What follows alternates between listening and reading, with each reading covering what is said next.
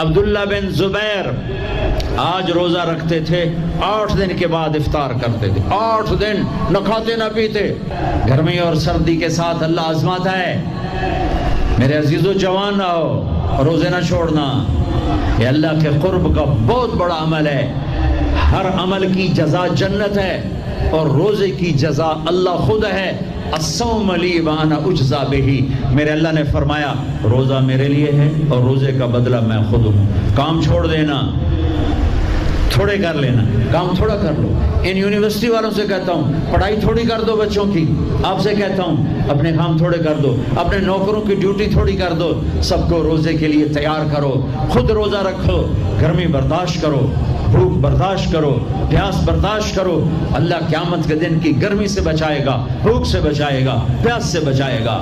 معاذ بن جبل کا جب انتقال ہونے لگا فرمایا میرے اللہ تو جانتا ہے مجھے زندگی سے پیار تھا، مجھے زندگی سے پیار تھا، اللہ کی قسم میرے رب، تیری قسم میرے رب، پیسوں کے لیے نہیں، دنیا کے لیے نہیں، مجھے پیار تھا تیری بارگاہ میں لمبے لمبے سجدے کرنے کے لیے، مجھے زندگی سے پیار تھا شدید گرمی میں روزے کی پیاس کو برداشت کرنے کے لیے، مجھے زندگی سے پیار تھا تیرے علم کو سیکھنے کے لیے، تیرے قرآن کو سیکھنے کے لیے۔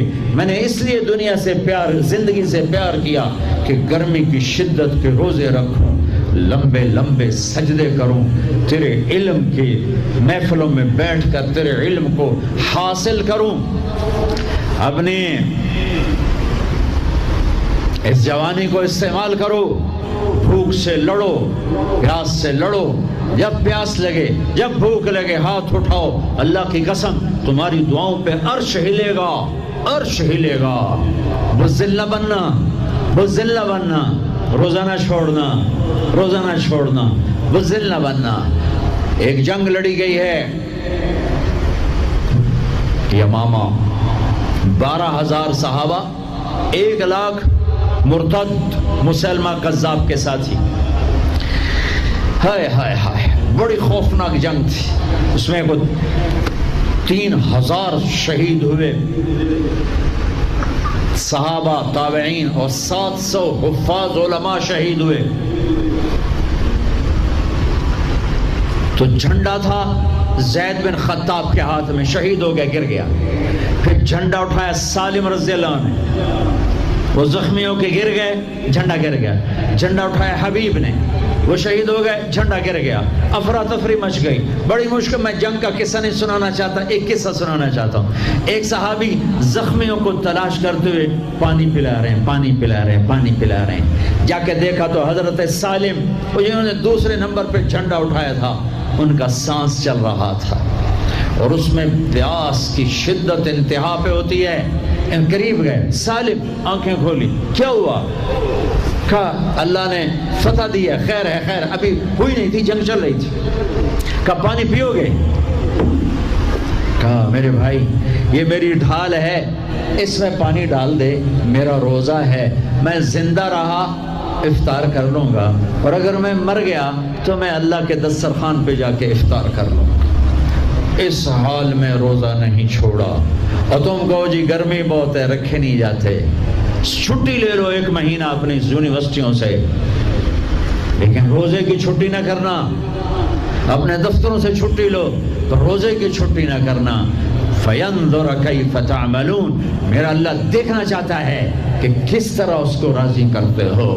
عاشق ہویں، عشق کماویں، دل رکھیں وانگ پہاڑاں ہو، سائے سائے بدیاں ہزار غلامیں، کر جانے باغ بہاراں ہو، منصور جائے چو قصولی دیتے، جڑے واقف کل اسراراں ہو، سجدیں سر چائیں نبا ہو، توڑے کافر کہن ہزاراں ہو، عاشق سوئی حقیقی جڑا، قتل معشوق دے مننے، سیر نو جوڑے تے مکھ نہ موڑے، بمیں 100 تلواراں کھنے، سچا عشق حسین علی دباہو، سر دتے تے راز نہ بننے۔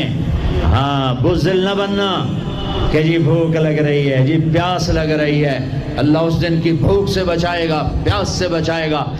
مدینے سے روزہ رکھ کے پیدل چلتے اور مکے میں آ کے افطار کرتے، 8 دن کا روزہ جسے صوم وصال کہتے ہیں، نہ کھانا نہ پینا، اور وہ تو بڑے شیر نر تھے، یہ تو فرض روزہ ہے۔ میرے عزیزو، میرے بچیوں، روزہ نہ چھوڑنا، روزہ نہ چھوڑنا، روزہ نہ چھوڑنا۔ یہ اللہ کی رحمتوں کا مہینہ ہے، یہ قرآن کا مہینہ ہے، یہ تورات کا مہینہ ہے، یہ زبور کا مہینہ ہے، یہ انجیل کا مہینہ ہے۔ سارا آسمانی علم رمضان میں اترا، تورات رمضان میں، زبور رمضان میں، انجیل رمضان میں، قرآن رمضان میں، ابراہیم علیہ السلام پر چھوٹی کتابیں رمضان میں۔ اور رمضان کا مطلب پتہ کیا ہے؟ رمضان کا مطلب ہے جل جانا۔ رمضان کو رمضان کیوں کہتے ہیں؟ کہ اس میں روزہ انسان کے بدن کو جلاتا ہے ایک طرف، اور دوسری طرف روزہ اس کے پچھلے سارے سال کے گناہوں کو جلا کر راکھ کر دیتا ہے۔ جب آخری رات ہوتی ہے تو یہ گناہوں سے ایسے پاک نکلتا ہے جیسے ماں کے پیٹ سے آج نکلا ہو۔ روزہ نہ چھوڑنا، سب کی بخشش ہو جاتی ہے رمضان میں، سوائے چار آدمی، سوائے چار آدمی، سوائے چار آدمی، سوائے چار آدمی۔ اللہ نہ کرے ہم میں کوئی ہو، ماں باپ کا نافرمان، ماں باپ کا نافرمان، ماں باپ کا نافرمان، شراب پینے والا، شراب پینے والا، شراب پینے والا، رشتہ داروں سے برا سلوک کرنے والا، رشتہ داروں سے برا سلوک کرنے والا، رشتے توڑنے والا، رشتوں کو آگ لگانے والا، چھوٹی چھوٹی باتوں پہ لڑائی کے میدان گرم کرنے والا۔ چوتھا، کینہ رکھنے والا۔ کینہ، کینہ کیا ہوتا ہے؟ بغض کیا ہوتا ہے؟ بغض، بغض کہ مجھے نفرت ہے، نعمان سے مجھے نفرت ہے، یہ بغض ہے۔ کینہ کیا ہے؟ کہ نفرت کے ساتھ میں نقصان پہنچانا چاہتا ہوں، وار کرنا چاہتا ہوں، یہ اس سے اوپر والا سٹیپ ہے کینہ۔ کینہ رکھنے والا، شراب پینے والا، ماں باپ کا نافرمان، رشتہ داروں سے توڑنے والا، ان کے علاوہ سب کی بخشش ہو جاتی ہے۔ یہ بھی معلق، ہاں بھائی اگر یہ توبہ کر لیں ان کو بھی معاف کر دے، ان کو بھی معاف کر دے جائے۔ خیر فاسٹ دا تا نہ ہی فاسٹ نہ بجیاں ہی رہنا پیسے دے، مگر بج بج کملے ہو جاؤں گے، نہ پیسہ لبڑا، نہ ڈگری لبڑی، نہ جنت۔ اللہ جنت سب کو دے، آپ کو بھی دے، مجھے بھی دے۔